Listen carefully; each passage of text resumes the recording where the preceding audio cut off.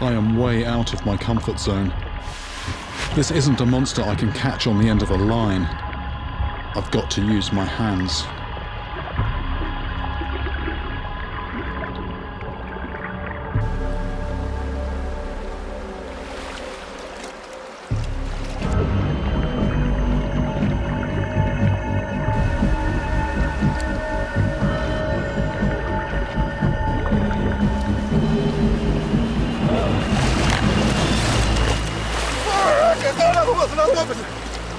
I have caught a Hanzaki, better known as the giant Japanese salamander, one of the largest salamanders in the world, and the creature that I believe is behind the Kappa legend. They get bigger than this, but wow, this creature is aggressive, even though we mean it no harm. The good thing is that these guys, unlike fish, are just as at home on land as they are in the water. Pretty soon, he calms down. That is a Hanzaki noodled, and I'm very pleased that even with my gloves on, my hands stayed away from that mouth. He wasn't too amused by the fact that he was just pulled out of his hole like that. But this, I think, is the creature I've been after.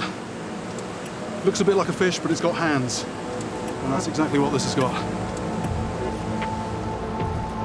Mr. Toshimoto is monitoring the health of the Hanzaki population along this river. It's nearly 10 pounds. Measuring, weighing and micro-tagging every one of his catches. Counting all the digits, all normal. So that when he recaptures them, he can build up a clear picture of how this incredibly rare animal is faring in the wild. Best part of a yard long. And now we have collected a new one for his study. This is an animal that hasn't been caught before. It doesn't have a chip in it. So that's a really good capture. Normally I wouldn't be allowed to touch this, but the fact that I'm acting as Mr. Toshimoto's assistant means that I'm able to work with this animal. There are only a few pockets of these endangered giant salamanders left in the wild, these creatures that haven't changed since the age of the dinosaurs. Their survival is an important part of Japan's natural heritage. And when I try to release it, this national treasure still makes one last attempt to bite me, before disappearing, unfazed by his capture.